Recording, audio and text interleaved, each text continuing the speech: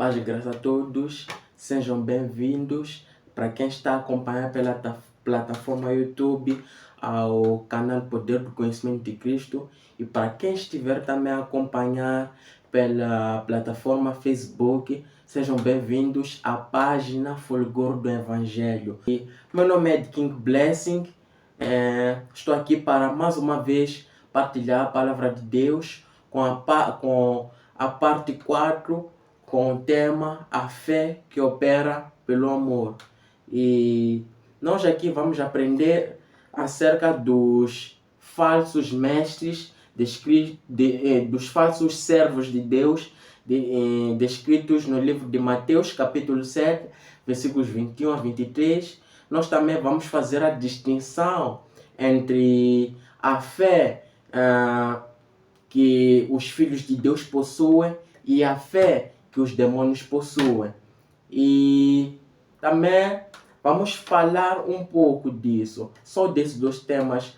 E primeiro vamos começar abrindo o livro de Mateus, capítulo 7, que diz assim, versículo 21 a 23, diz assim: Nem todo aquele que me diz Senhor, Senhor, entrará no reino dos céus, mas aquele que faz a vontade do meu Pai que está nos céus. Muitos me dirão naquele dia: Senhor, Senhor, não profetizamos nós em teu nome? Em teu nome nós não expulsamos demônios, e em teu nome não fizemos maravilhas? E então eu lhes direi abertamente: Nunca vos conheci, apartai-vos de mim, vós que praticais iniquidade. Aqui essa passagem fala eventualmente do que vai acontecer no dia do juízo final. Então, esses profetas, esses que profetizavam, esses que expulsavam demônios, esses que faziam muitas maravilhas, faziam no nome de Jesus. Mas também há um porém. Jesus não conhecia essas pessoas. Por que Jesus não conhecia essas pessoas? Jesus não conhecia essas pessoas não porque elas não tinham fé. Não. Jesus não conhecia essas pessoas porque elas não haviam aceitado Jesus Cristo. Não haviam se disponibilizados. Essas pessoas não se deram da disponibilidade de conhecerem a Cristo Jesus. Porque é pelo conhecimento de Cristo Jesus que Ele nos dá poder de sermos feitos filhos de Deus. A Bíblia diz: todos quanto o receberam a Jesus, Deus deu-lhes o poder de serem feitos filhos de Deus. Que poder é esse? O poder esse é o amor de Deus. O poder esse é o amor de Deus. Quando Jesus entra nas nossas vidas, Ele nos dá o poder de sermos filhos de Deus. Ele nos dá o amor de Deus. É o amor de Deus que que capacita a nossa fé de modo a ser produtiva. É pelo amor de Deus que a fé é aperfeiçoada, e é pelo amor de Deus que Jesus reconhece a fé. É que nem uma pessoa, um estudante só terá reconhecimento de que de fato é estudante de uma dada instituição se esse estudante for a se matricular. E o comprovativo de que ele se matriculou são os papéis. E outras coisas. Agora, assim também acontece no reino de Deus. O comprovativo de que de fato somos filhos de Deus é o amor que está em nós, que provém de Deus. Nós sabemos que nós amamos a Deus porque Ele nos amou primeiro. Então, somos incapazes de amar sem o amor de Deus. O amor de Deus, a definição do amor de Deus provém do grego ágape. Ágape significa amor do tipo de Deus. O amor do tipo de Deus, se é o amor do tipo de Deus, significa que não começou de nós, começou do próprio Deus. E se começou do próprio Deus, nós temos que estar aptos para receber do próprio Deus o seu amor. Se nós não nos disponibilizarmos, não se disponibilizar para receber o amor de Deus, é igual a não aceitar a Jesus. Porque para aceitar a Jesus não envolve só crer, envolve também amor, envolve confissão. É por isso que também a Bíblia diz: se com tua boca confessares o Senhor. Mas esse é um outro tema. Nós vamos falar aqui desses que profetizavam, desses também expulsavam demônios. Expulsão de demônios e profecia são sem arrependimento. E também tem uma coisa que deixa intrigado. Esses que profetizavam, esses que reivindicavam, segundo eles, que profetizavam e expulsavam demônios, Jesus mais adiante diz: apartai-vos de mim, vocês que praticavam iniquidade. O que é iniquidade? Iniquidade é a principal característica das pessoas que não aceitaram a Cristo Jesus. É a principal. Se você quer ver se essa pessoa de fato aceitou a Jesus Cristo como o único Senhor e suficiente Salvador, é só ver se ele pratica ou não as iniquidades. Se ele pratica a iniquidade, então ele não aceitou a Jesus, mesmo ele tendo fé. O que é iniquidade? Iniquidade é um ato de pecar sabendo que está a pecar. É um ato de pecar sabendo que está a pecar. Se essa pessoa peca sabendo que está a pecar, então esse está a praticar iniquidade. Esse está a praticar iniquidade. E o pecado, nós conhecemos pecado pela lei. Por isso a Bíblia diz que por isso que a lei traz a consciência do pecado. A lei não traz a consciência de Cristo. A lei não traz a consciência de Cristo, mas traz a consciência do pecado. E é por essa via que muitos cristãos se viciam no pecado. Aqui nós estamos a falar de pessoas convertidas que, no entanto, têm vícios. Estamos a falar daqueles que praticam iniquidade e não se dão espaço para o arrependimento, não se dão espaço, em outras palavras, para mudança de mentalidade. Não se dão espaço para mudança de mentalidade. A maior inimiga do amor é a iniquidade. Porque quando a iniquidade se multiplica, o amor se esfria. Nós podemos ver isso no livro de Mateus, capítulo 24, versículo 12. A iniquidade é inimiga do amor. Por isso, a Bíblia e em contrapartida também, no livro de Isaías, capítulo 53, versículos 4 a 5 diz: verdadeiramente Ele tomou sobre si as nossas enfermidades e as nossas dores levou sobre si. E nós o reputávamos por aflito, ferido de Deus e oprimido. Mas Ele foi ferido por causa das nossas transgressões e moído por causa das nossas iniquidades. O castigo que nos traz a paz estava sobre Ele. E pelas suas pisaduras nós fomos sarados. Repare que versículo 5 tem uma parte em que diz: Ele foi moído pelas nossas iniquidades.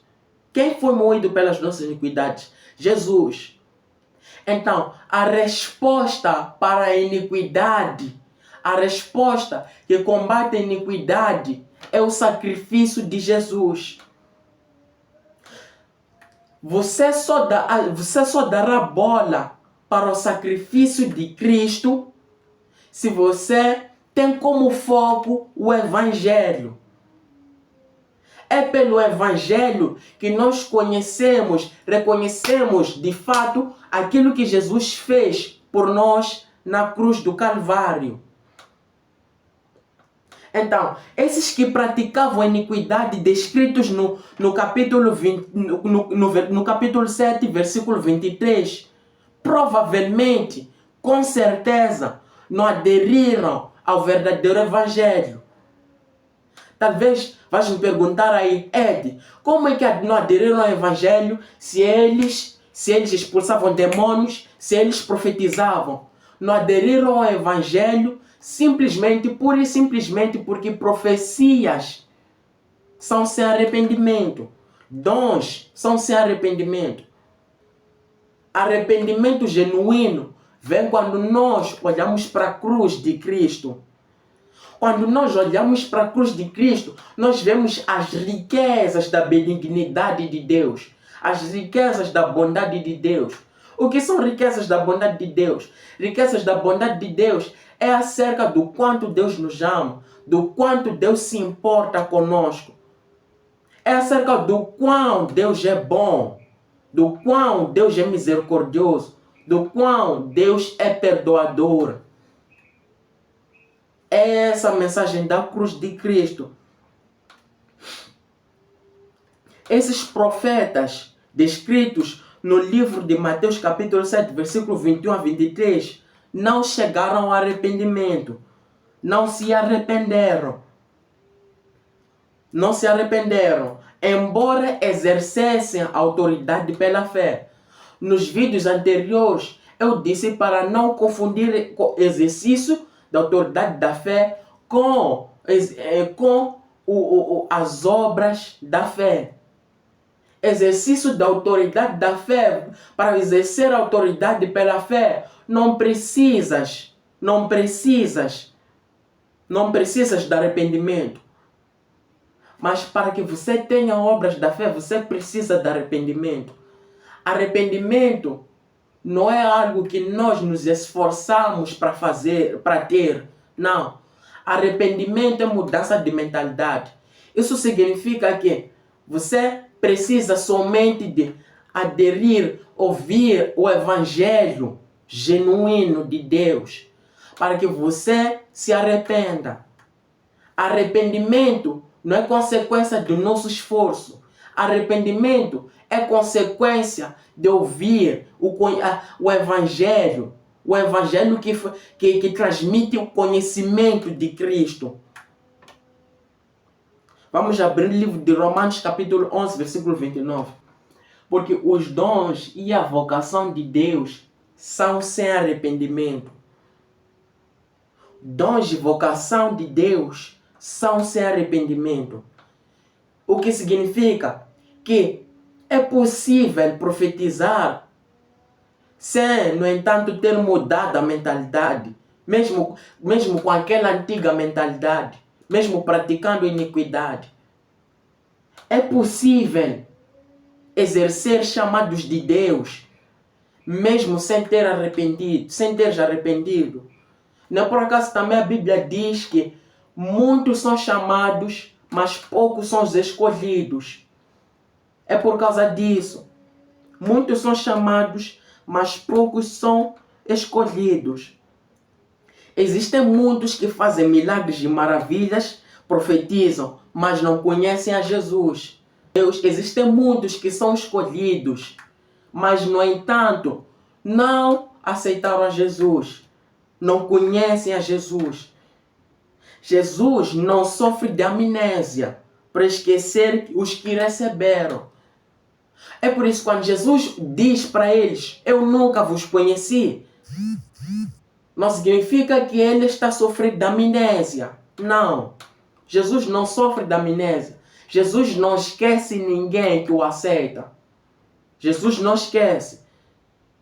Esses eram aqueles que praticavam iniquidade. Esses não viviam pela fé. Esses não viviam no amor, pela graça. Esses não viviam pela graça. Por quê? Porque é por Jesus que nós somos salvos. E é nesse momento que a fé disponibiliza para receber a Jesus. A fé é um veículo pelo qual a graça de Deus se move. É o veículo pelo qual a graça de Deus se move. A Bíblia diz que pela graça sois salvos por meio da fé. Isto não vem de vós, é dom de Deus.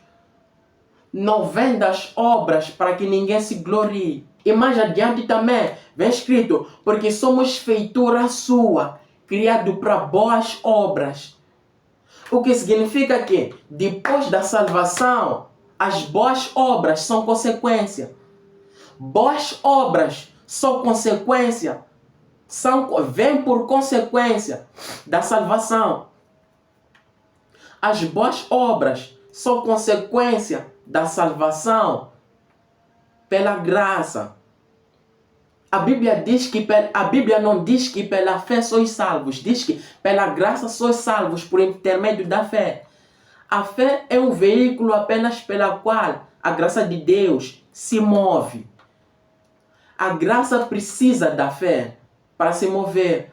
A graça é a expressão do amor de Deus, é onde encontramos o amor de Deus. É a graça que revela o amor de Deus. Então, quando somos salvos pela graça, a graça nós acabamos tendo o amor de Deus. Só pelo simples fato de termos a graça de Deus sobre nós, estamos debaixo da graça, nós temos o amor de Deus. E quando temos o amor de Deus vai fazer tornar nítido que de fato nós somos filhos de Deus. Se nós somos filhos de Deus, não importa se temos vícios ou não. Um dia, a glória de Deus vai resplandecer sobre nós no final das coisas. E também tem um porém, uma fé uma fé sem amor nunca vai operar no nível em altos níveis. Nós vimos há dias que a fé precisa da ajuda do amor para operar. E vamos fazer uma breve recapitulação no livro de Gálatas, capítulo 5, versículo 6, em que diz: porque em Jesus Cristo, nem a circuncisão, nem a incircuncisão tem valor algum, mas sim a fé que opera pelo amor. E vimos que o termo opera, traduzindo em grego, tem o significado energeo, que significa energizar.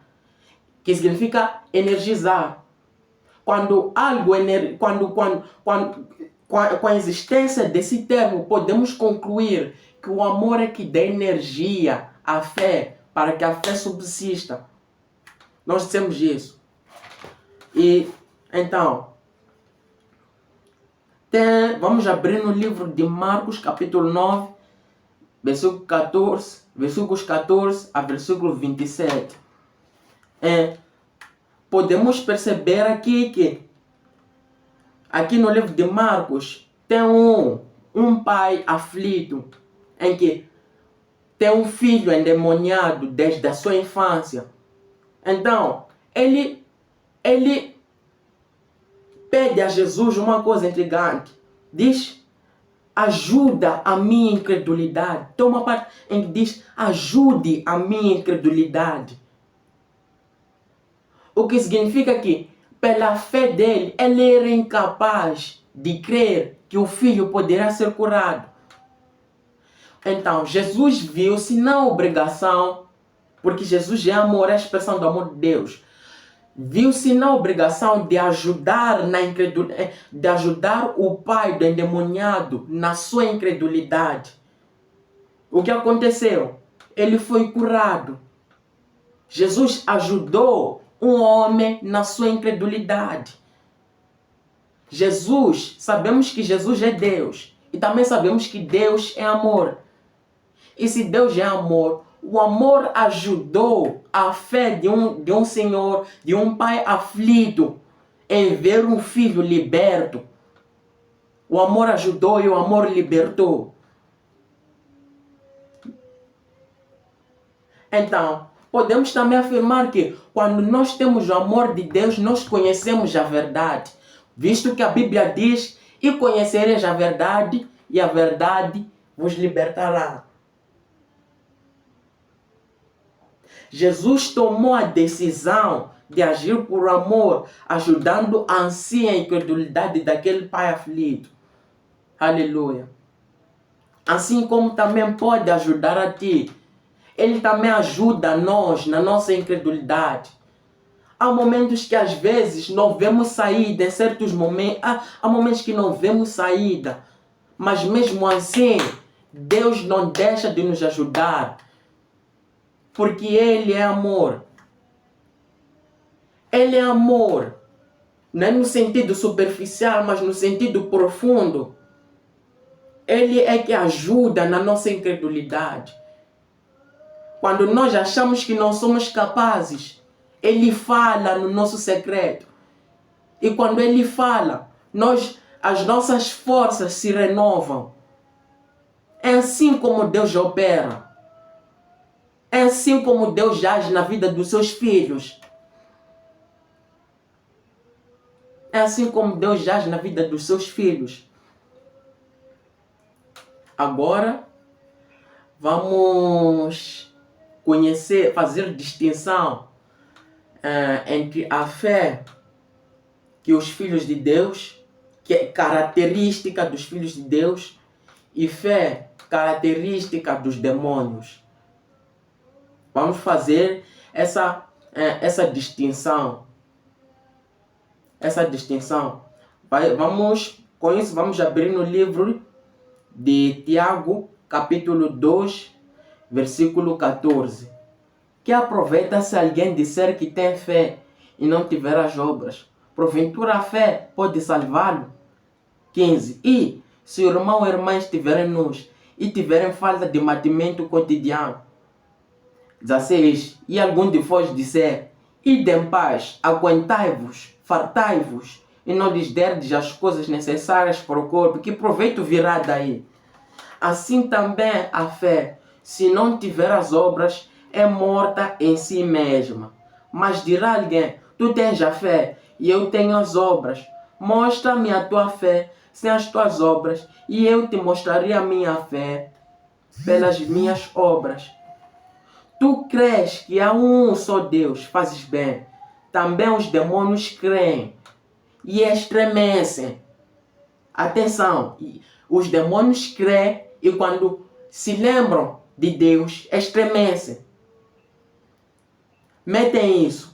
Os demônios estremecem. Metem isso na mente. Memorizem. Os demônios estremecem quando se lembram de Deus. Ok? Mas, ó homem vão, queres tu saber que a fé sem obras é morta? Uau! Podemos perceber que a fé dos demônios não é baseada no amor, é baseada no medo.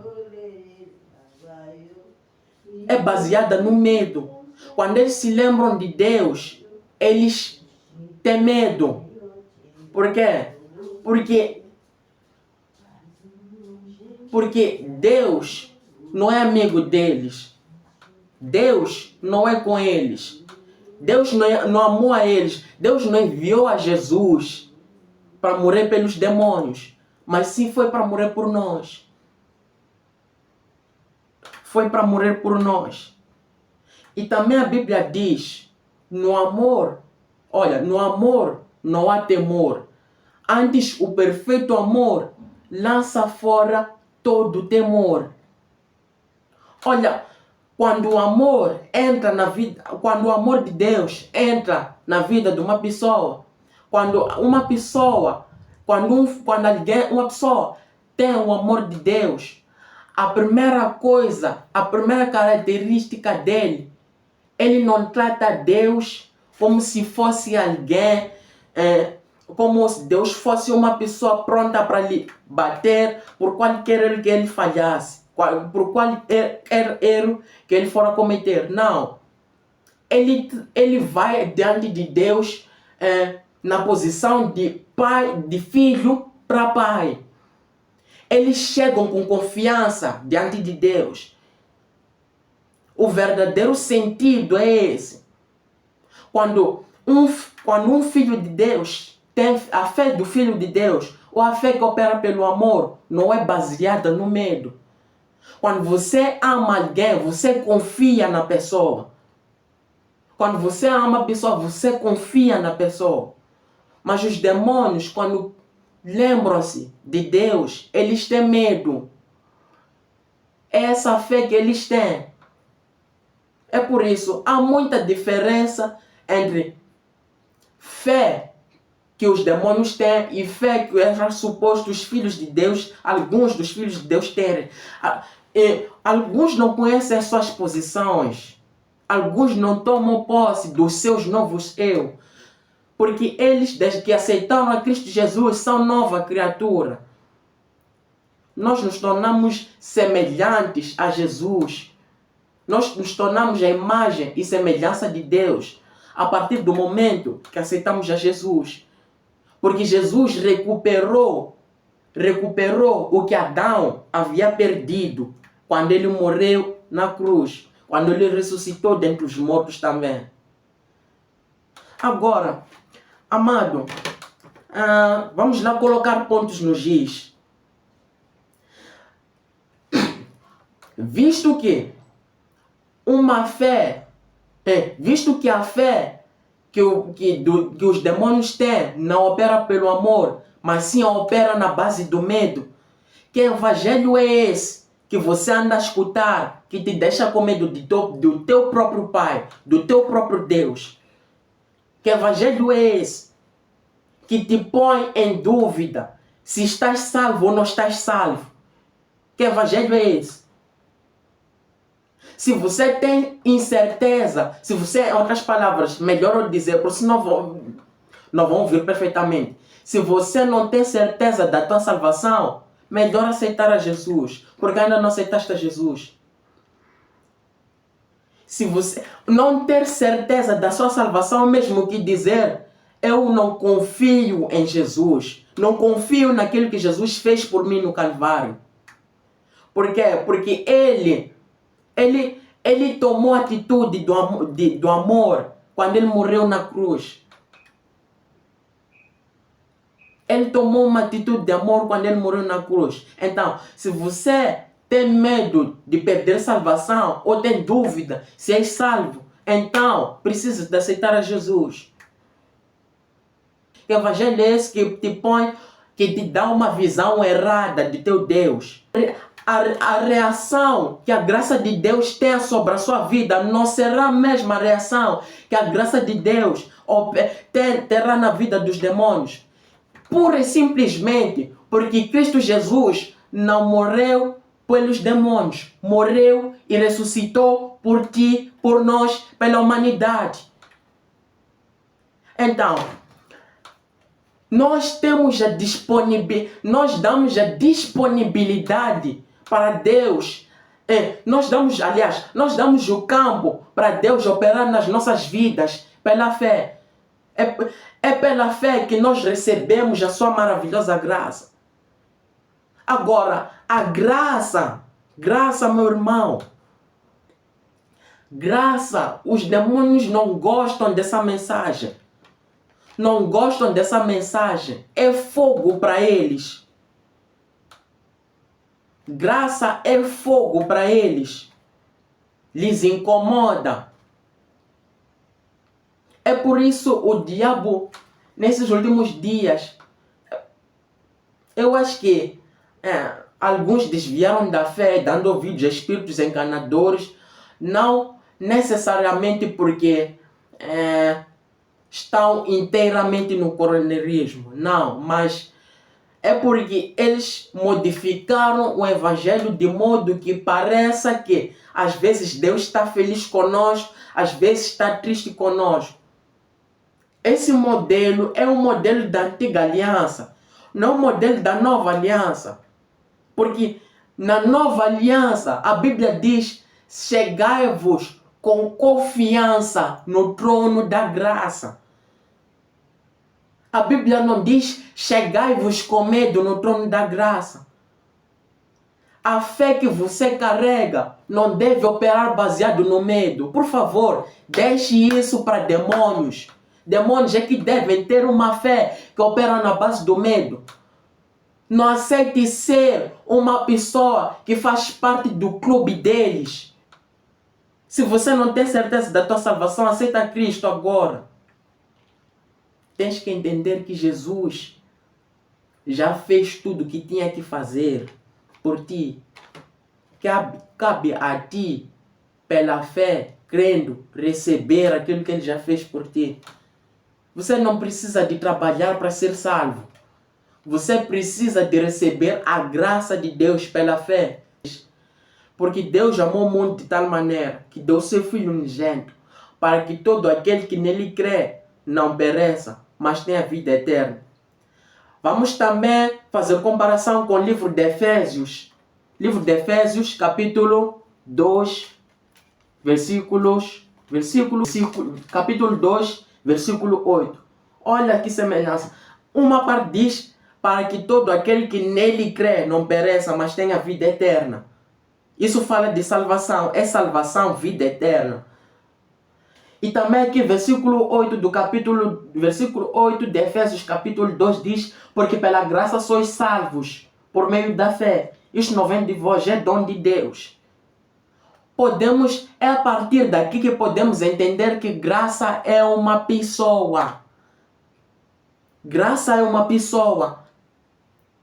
A graça veio por... A graça é a verdade. A graça verdadeira, a graça e a verdade vieram por Jesus. Mas ao mesmo tempo, a graça é o próprio Jesus. E também o próprio Jesus afirma que Ele é o caminho, e é a verdade, e é a vida. Resumo de tudo é Cristo Jesus. Podemos perceber isso. É Jesus. A graça é uma pessoa, a graça é Jesus. Meu nome é King Blessing. Foi bom ter trazido este ensino para aqui. E foi bom ter pregado a palavra de Deus, impactar a sua vida. E nos vemos mais em breve. Fiquem na paz de Deus.